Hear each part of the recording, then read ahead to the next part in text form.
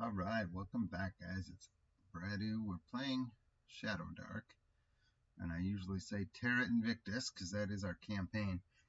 But today, I'm also going to say the Devoured Labyrinth. We are borrowing a dungeon from the Devoured Labyrinth, and we're going to wing it. So, we wake up the next morning.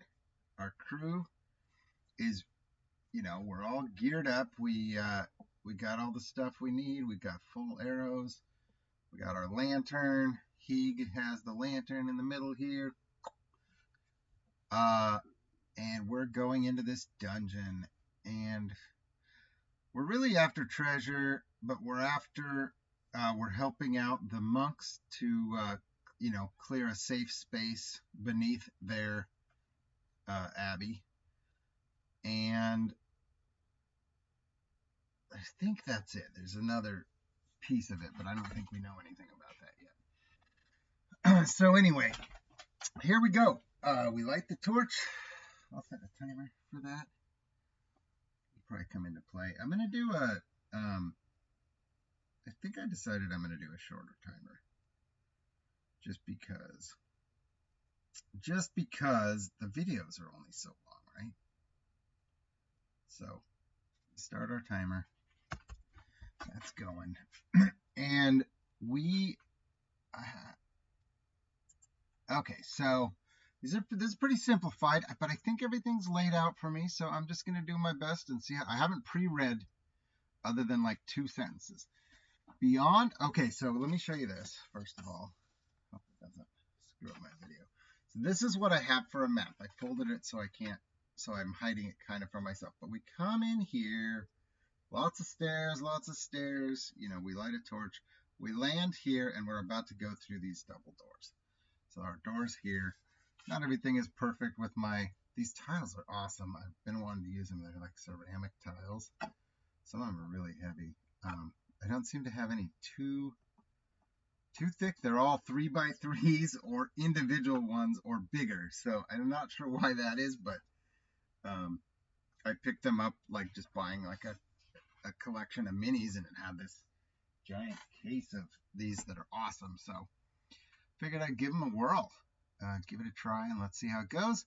And we have, beyond the entrance, a pair of sarcophagi sit atop tiered steps. So there's actually steps going up here.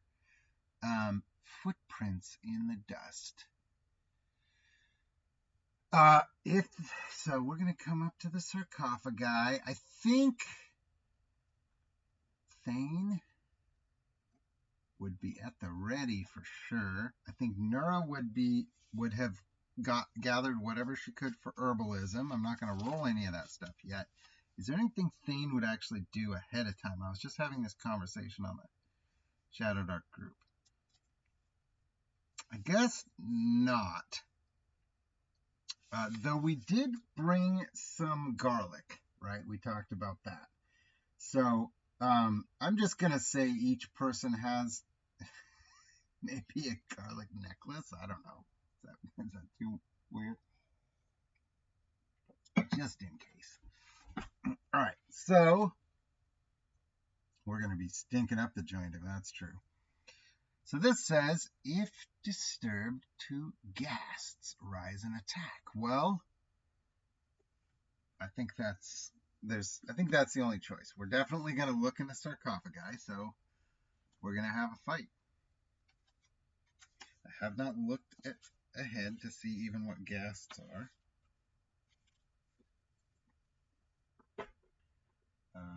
Okay, this could be tricky.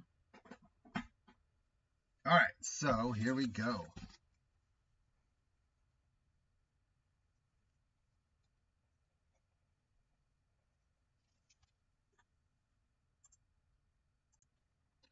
Whew, okay, so our ghasts pop up out of the sarcophagi. This is a ghast mini. And this one I painted. I didn't really know what it was. Looks like it's probably a ghast to me. At least I'm certainly going to use it as that. I think I painted that one. A lot of minis. And I'm really sad that this is the best I could do for sarcophagi. A little foam thing that's not even a sarcophagi at the table. But anyway, we're going to roll initiative. Purple is the bad guys. We are the bluey colored one. We win initiative. That's good. So, real obvious here, Thane is going to try turn undead first. We want to get rid of these suckers and just be done with the threat right out the gate. Turn undead. Is it powerful enough for them?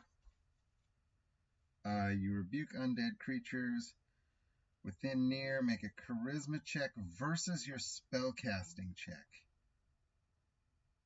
If it's equal to or less than your level. Okay, so we're equal levels. So here's my spellcasting check. Turn undead.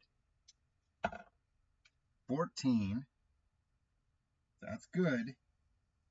But they have to make a charisma check. And actually, stench. Carry on stench. Living creatures, DC 12 con, or disadvantage on attacks and spellcasting. So I need to make a DC 12 con check. I probably should have rolled that first, but we'll do it now. Okay, con check for you. Oh, no. So disadvantage. Okay, so that doesn't mean he missed. It means disadvantage. So 14 or 13. So we take the 13. That's still not horrible. Undead creatures make a charisma check. Ghasts have a +2 to charisma. Jeez. So here's going to be their charisma checks. 17 and 13.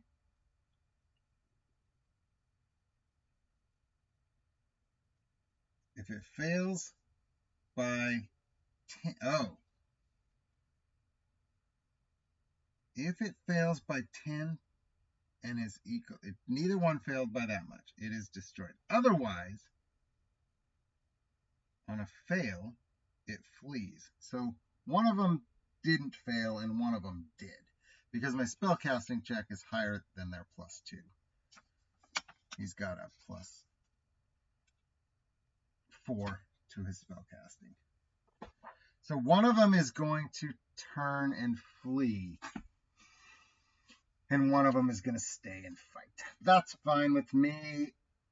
Let's have it flee. I don't know which door. I've always found this confusing about turn undead. Where does it go? Does it leave out the back door further into the dungeon? Does it go to a corner? We're going to put it there for now, I guess. There's a little rubble spot there. Okay, and then it's on with the rest of these guys. So let's have Abbott. I don't think I want to rage. We got this guy pretty severely outnumbered. So Abbott's just going to attack. I haven't been playing the rage the right way anyway. I'm not real thrilled with how I've been playing it. Okay, so he does a +6 with his Warhammer. And that's not going to hit. +6. Oh, come on. It actually just missed by 1. That's really sad that he misses. Orgo, though, who's really just beefed up his stats here, he wants to, oh, I didn't do my con check anyway. Got to do my con check with Abbott. He's safe. So Abbott's okay. And Orgo, con check, that 1.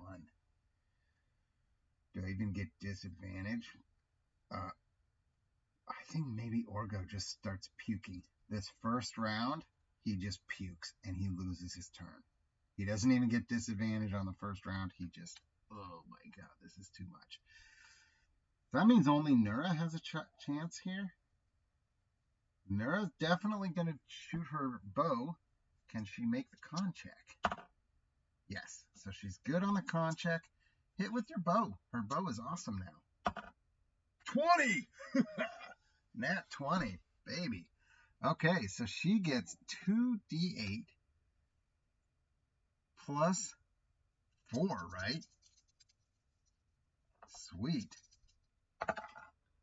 So 11 plus 4 is 15 damage. One shot. What a shot. I think, I'm almost positive that is the most single damage we've done on a single attack. yet. It still wasn't enough to kill it, because these things are pretty hardcore. And now it's going to get a chance to attack. And so Orgo and Thane are going to be at disadvantage. We just want him hiding out, providing enough light for us. He's not a fighter. Okay, now this guy's going to attack. He gets 2 claws. And I think with Orgo puking, he's going to try to take advantage of that. And I don't know if I should give him it. I'll give him advantage on one roll. I'll give him advantage on the first attack. Ghoul is going to attack. A 7 is going to miss. Or gas. 7 plus 4 is not enough. On the second attack, I'll give him advantage again since it missed. Because if he hit, then it's like, okay, Orgo just kind of jumps into. All right, a 16 is going to hit for 1d8 plus the potential paralyze, which is not good. 6 damage to Orgo.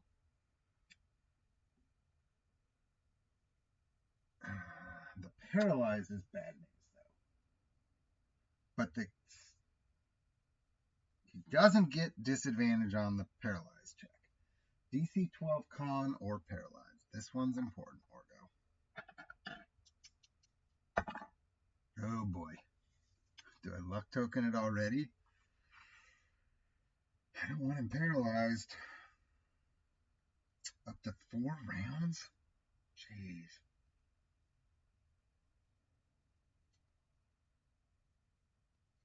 I think I better take my chances. I'm just going to leave him paralyzed and hope I can take care of this guy without a problem. The other problem, though, is then what the hell do we do? We're just going to wait for 4 hours? Potentially up to 4 hours. Okay. Now Abbott gets to go. He did not fail. He just missed his attack badly. Thane might have something to do, though. Thane is going to... you know what? With one of these guys turned, I don't think Thane is going to bother with a spell. Man, that's funny. Somebody said on the forum, if your priest is attacking most turns, he's doing it wrong. But my priest attacks most turns. He's going to attack with the boomerang sap at distance. Here it goes. And he is at disadvantage, right? Yeah, he's at disadvantage. He's going to be at disadvantage on a spell anyway. So he misses. Abbott's not at disadvantage. He's going to attack with his hammer, Warhammer. An 18 hits, D10 damage. Let's just take care of business here. 8 damage does it. So, yep. Okay, so this ghast is taken care of. This one is turned. That one's dead. And so what we're going to do is, let's get Orgo the hell out of here. We know he's paralyzed. We've kind of seen that before. I don't think we've seen the ghast paralysis before. And so let's get... I think maybe Abbott or Nura would take a quick check to see if we notice any treasure or whatever. I don't think we do. It doesn't list any treasure. I'm going to assume treasure is listed in the adventure. If it appears as I go through that there's no treasure, then I'll backtrack and make treasure rolls appropriate to where I normally would. But I'm not going to treat it that way. I'm going to assume that there's just no treasure in this room, but there might be later. So we're going to back the heck out. We're going to go back to at least this room and try and keep Orgo safe. And wait out the paralysis. So there's a door here. There's a little door here. There's actually a door right here. So is that room empty? I think it's likely that it's empty because it's just on the map. It just shows like this, right? Like here's our one. This was the description of the room, but there's all this stuff. So is that room empty? Yeah, probably. I'm going to say it's likely empty. Yes, it is empty. And but. Yes, is it supposed to be an and or a but? I'm going to say yes, and it's pretty darn safe. So can we all cram in there to wait? No, probably not.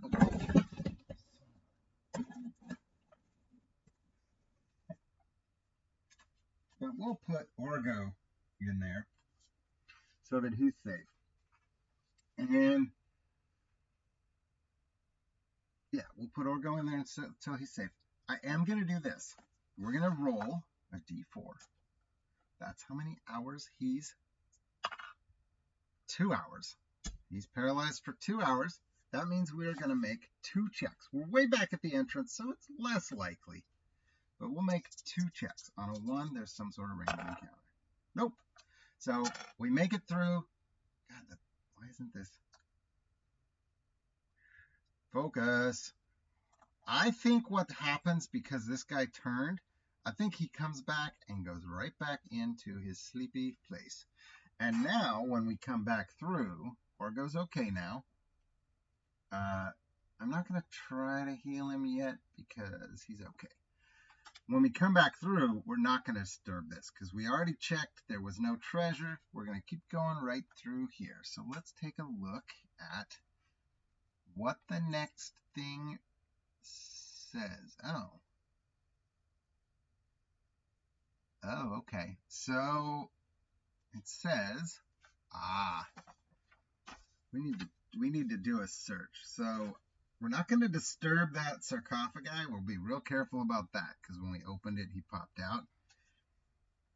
But we need to search around because it looks like a dead end. Oh, Nura has the mask. Nice, it comes into play. So right when Nura gets to around here, she notices this secret passage that's right here. So it's not just a wall there. This is what it looks like on the thing. Sorry. On the map.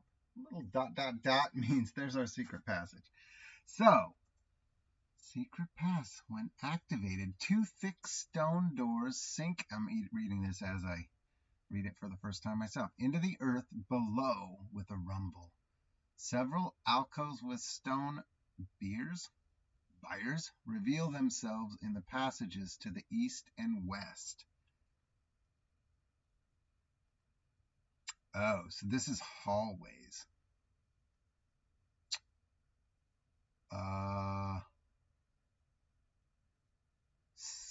Okay. I think it's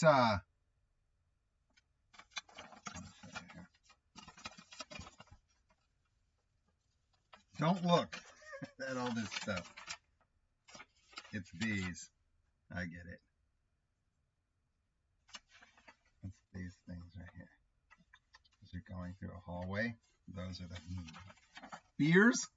buyers. Should have looked it up. Oh well.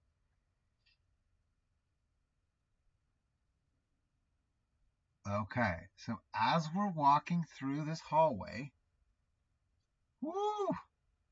skeletons reform from the remains. That is real bad news because it is potentially a lot of skeletons, and skeletons in Shadowdark are ridiculously strong. 7 skeletons. We're going to play this by the book the best I can. And I lost my pencil probably when I spilled my coffee a minute ago. Good Lord. I gotta figure out a better, better strategy for how to organize all this. 7 skeletons? This is tricky because it's hallways. So there's secret doors. So it just kind of curves around. Nura finds the secret doors. And because of the way that is, we're going to say, do we go left or do we go right? 1, 2, 3 left, 4, 5, 6 right. We go to the left. So that means the skeletons are going to be split up. How many are, I said 7 and it was 2 and 5. That means there's going to be 2 here. 2 skeletons. that pop up out of those things and attack. So 2 skeletons. We'll roll our initiatives. The skeletons get the jump on us. We were not ready for that. So I will give it a pause and find some skellies.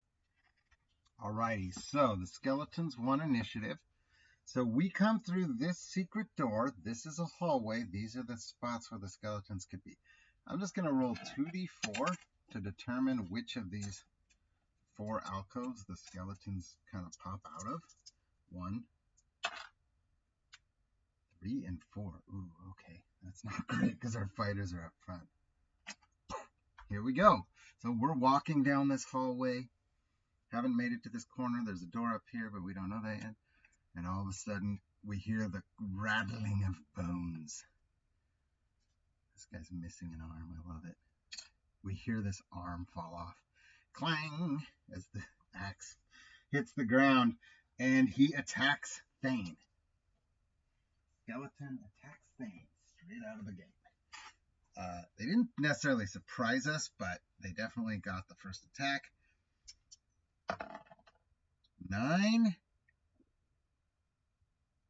plus 1 is not going to be enough. That's good. And this one's going to attack Nura. 20. Oh, is Nura immune to crits? No, she's not. It's the new chainmail that we haven't worn yet. So Nura gets critted. Oh boy. Short sword, d6. And on 2 of them, it's a crit. 8 damage to Nura. Oof. That's not awesome. Nura takes 8 damage. She does have some hit points now after leveling up. And Thane is going to immediately try to turn them. That's what we got to do here. And here goes. 18. Nice. And I think that means they get charisma checks. And it's probably likely that they're destroyed here. 1 and 3 both just bones just burst. Clang everywhere. Like, you know, this axe goes flying and barely misses Heeg and cracks off of Orgo's shield. And that's when they realize there's a fight. Oh, Albert, turn around. There's a fight back here. Watch out. If there's any bones up here, we got to be careful around this. Okay. We destroyed 2 skellies. And on that note, we're going to keep going this way, I think. Nura took 8 damage. Do I start worrying about healing? I don't think so. I think we want to continue on while we can and go around this corner. I believe there's nothing, again, treasure-wise.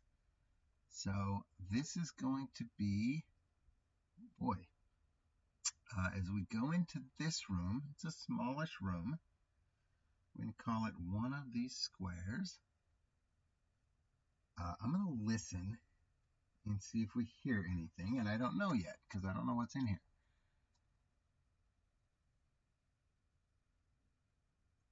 A shattered stone sarcophagus reveals a coffin beneath. Okay, so we come into, I don't really want to touch that. This is the new room. Plop. It's just a room about that size. It's not huge. And in it is a coffin. How do I not have a coffin mini? That's so lame.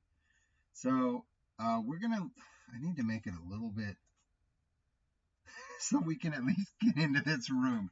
I wonder if these dungeon rooms are supposed to be twice the size of what I'm doing. If that makes sense. Like if each square is supposed to be 10 feet instead of 5. Because these are skinny hallways. But I also want it to fit on the screen. So we'll go with it. Okay, something's going to happen, though, I'm sure.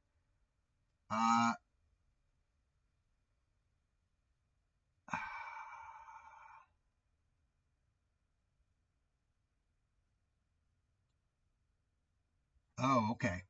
So before we even get to that point, so Abbott's our leader, so I think he would be the one to, there's a trap. He opens the door, and a blade swings by. He has a dex. He has to make a 15 dex save. DC 15 dex save. 13! And he's got a +2 dex. All right, so he backs up and this scythe swings right by his nose. And then he's able to, I don't know if he'd be able to disarm it, but we can avoid it now that we know it's there. Maybe it's timed. And so he goes in. Okay, this isn't actually anything. So he goes in. Nura's going to have to at least come in with him. She doesn't have to make a dex 15 save because she now knows it's there and can see it. So I'm just going to call it automatic. I could make a roll up there, but that's one of those, like, I'm just making the decision. We know it's there. Oh no. The timer goes off on the split second that she's about to come in here. So I think we do. I think we do it. Do it. Okay. She sees it. Oh my God, the timer. All right, this is Shadowdark, folks. So Abbott's in. He's like, Nura, I want Nura to come in next because she's got the goggles on, right? So not everybody needs to come in here. It looks like a dead end. But Abbott's looking around, not really finding anything. He says, watch out for this trap. And boom, the light goes out. Just as I was about to give her, I said I wasn't going to roll, but if I had, I would have gone advantage, probably advantage easy, because she should make it. Well, now she steps in, and I'm just going to call it a regular. She just thinks she has it. The timing is right, but the lights go out. So she has to make the save. That's what it is. It's just a normal. A 15 is still pretty hard. 15 dex, and she's actually got a negative dex. So can she do it? 8. No. So here she thinks she's got it. The lights go out, and she just gets sliced. Oh, man. 2d6 damage. Ooh, 8 damage, and she already had 8. She all of a sudden is sliced practically in half. Oh, my God. So she goes down in a heap. Abbott probably can at least tell where she is. We're over here, actually, now. But Heeg is immediately going to start worrying about... I keep saying we have a lantern versus a torch, but I'm going to treat it the same way. He's got to try to light the lantern. There actually isn't a threat. We just don't know that. The only threat would be if somebody accidentally steps into the site, and I don't think they're going to do that. So let's see if he can get it lit right away or if it takes a second. 2. He does not. He definitely doesn't get it lit right away. I think what I'm going to do on that note, Nura's down. It's not down like dead, but she's definitely wounded from that. I'm going to give a random encounter check at this moment. On a 1 only, there's an encounter while he is trying to get the light lit. 6. So we're fine. So he now isn't really in a time crunch. So I'm not, rather than sit here rolling at disadvantage forever, I'm going to say he gets it lit. At this point, though, Thane definitely wants to try to heal Nura. Nura is not dead. She's down a lot of hit points, but she's at least able to see, guess what, behind the coffin. Oh, no. Guess what? Inside the coffin, there's a lever that opens a secret door. So she probably would have seen that secret door anyway. Yeah, she would have. So there is a secret door that opens up. All right. So let's get the heck back out of here. We lit the torch. Now there's no threat. And while we're in the hallway here, let's try and do a heal on Nura. Thane is going to try to cast Cure Wounds. 10, I believe, is actually good enough. He's got a +4. And he does, is it 3d6? I meant to write it down on his thing. Yeah, I need to write it down, but I'm pretty sure it's 3d6. 1, 2, 3, 4, 5. That's not good at all. That still has her quite wounded. So we're going to try it again. 20. Okay. Now we're good, because now we should be able to roll 66. I'm going to use these dice. Like these better. 9. Yep, we're good. We're good. Now she's all good. All good in the hood. Okay. What we have now is probably a good. Well, let's keep going. Let's keep plugging away. I need to check the map here. So we open up a secret door. This is a big room, so actually, let's just stop it. Let's go ahead and stop it here, because if I just try to pause it, it's probably gonna shut down, crash the video anyway. That seems to happen all the time. So we are going into a new room, but we have it on pretty good authority that this might be something special, because it was behind two secret doors, a group of secret doors. Thank goodness for the mask. This makes me wonder, should the mask be automatic, or since I'm playing solo, should the mask be finding any secret door is an easy check, right? I don't know. Tough call.